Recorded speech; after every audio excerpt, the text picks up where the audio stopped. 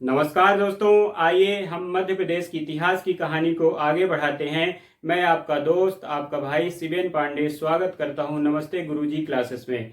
मध्य प्रदेश की इतिहास की सीरीज में आज हम परमार वंश के पास पहुंच चुके हैं। तो मालवा के परमार वंश की इस कहानी हम स्थापना से लेके अंत तक, अंतिम शासक तक पूरी की पूरी कहानी को समझेंगे और अपने इतिहास को कंप्लीट करेंगे।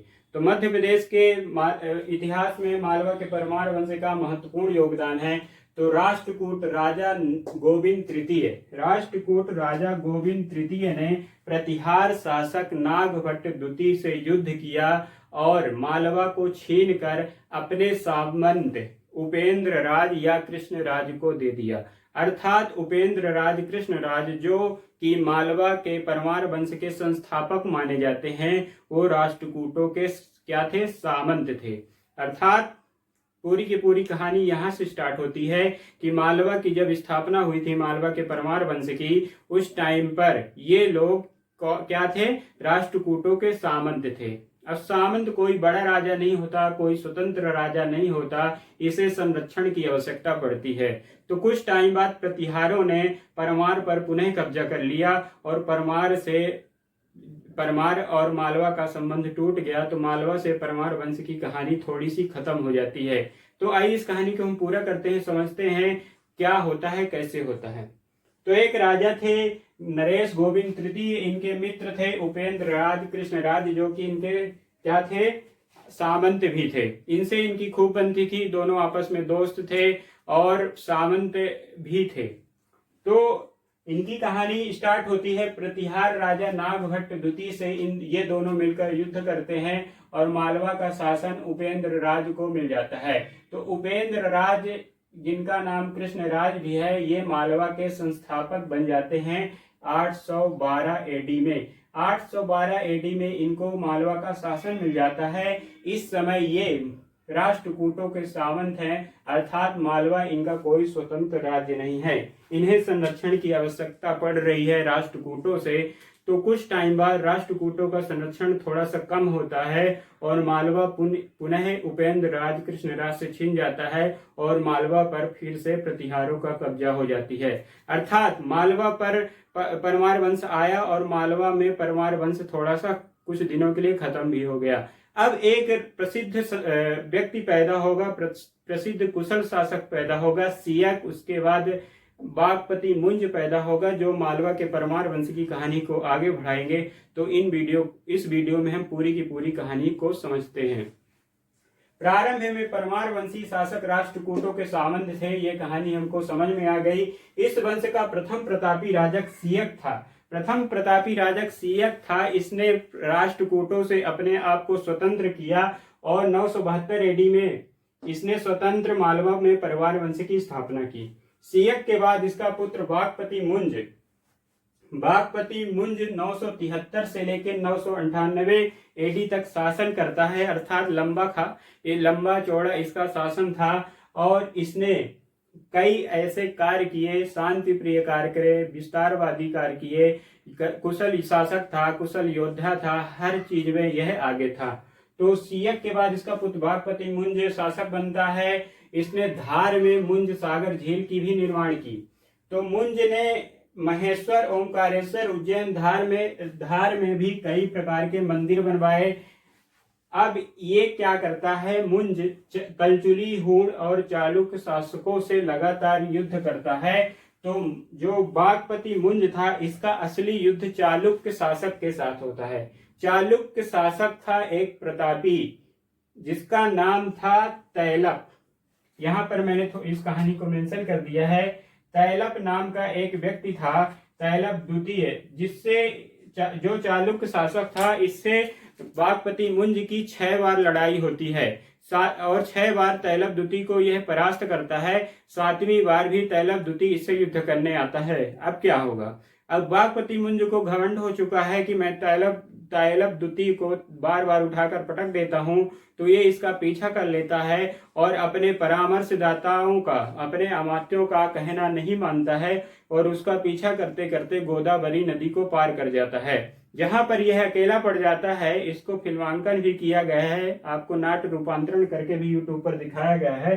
तो यह गोदावरी नदी को पार करता है, जहां पर यह अकेला हो जाता है और तैलबद्युति इसको अपना बंदी बना लेता है और कुछ समय बाद इसको निपटा देता है। तो यहाँ से बागपति मुंज की कहानी समाप्त हो जाती है। अब बागपति मुंज के बाद अगला जो शासक आएगा वो सिंधु राज के नाम से जाना जाएगा। तो मुंज का ही भाई था सिंधुराज द्वितीय। सिंधुराज द्वितीय इस धार में शिवलिंग की स्थापना करता है, अर्थात यह शिव भक्त था।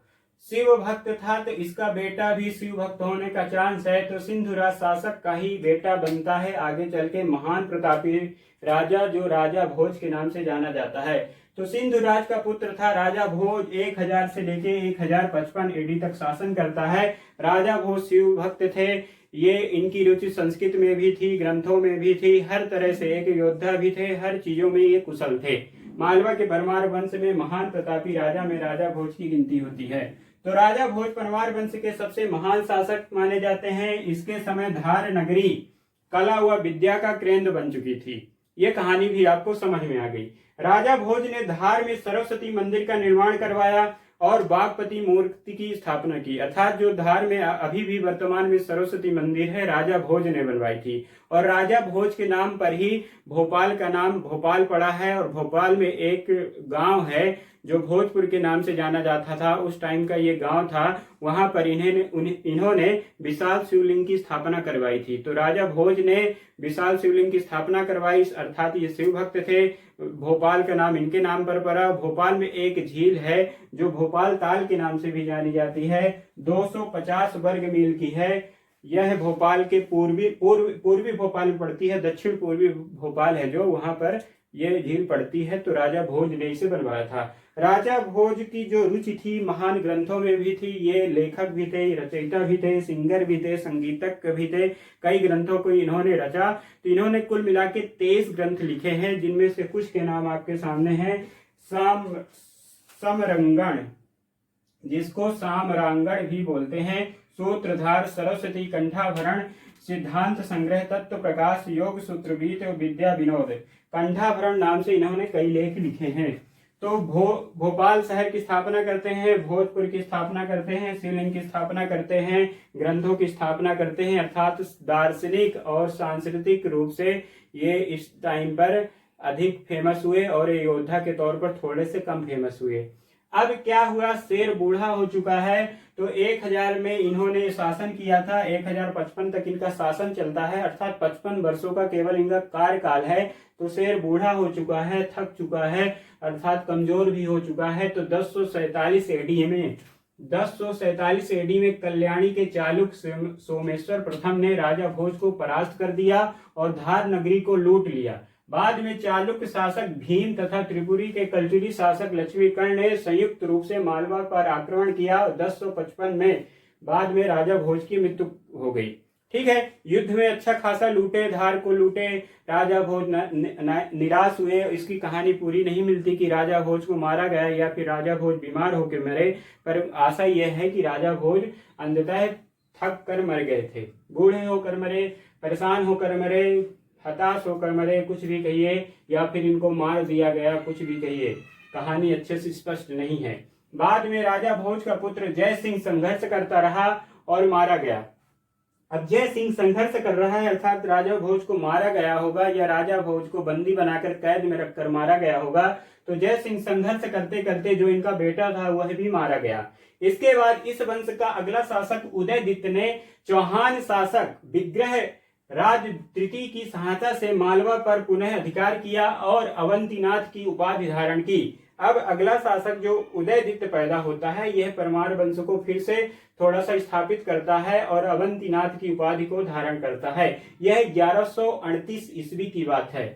इसके बाद जयवर्धन अगला शासक बना, फिर अर्जुन वर्मा शासक बना, देवपाल शासक बना। ये थोड़े थोड़े समय के लिए थे। देवपाल के समय गुलाम वंश इल्तुतमिश, गुलाम वंश का शासक आ जाता है मालवा में। तो गुलाम वंश का जो एक राजा था इल्तुतमिश था। इल्तुतमिश कहिए, इसने क्या किया, देवपाल पर आक्रमण किया और बाद में जयतुगी नाम के जो शासक थे, देवपाल थे, उसको भी बलबन ने लूटा।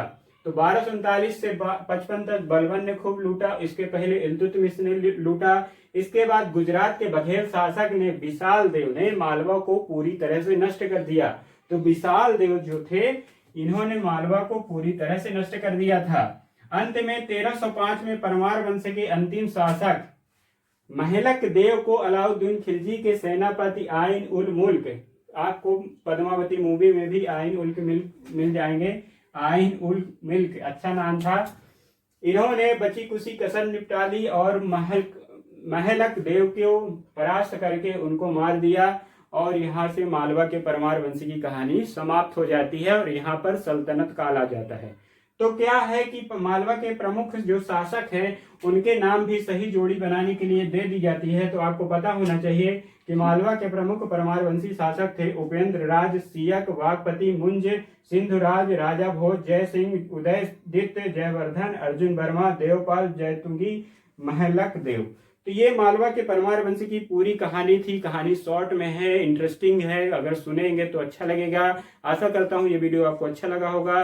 अच्छा लगता है तो लाइक कर दो, सब्सक्राइब कर दो, अपने भाई का वीडियो शेयर कर दो और अगले वीडियो का वेट करो। Thank you so much.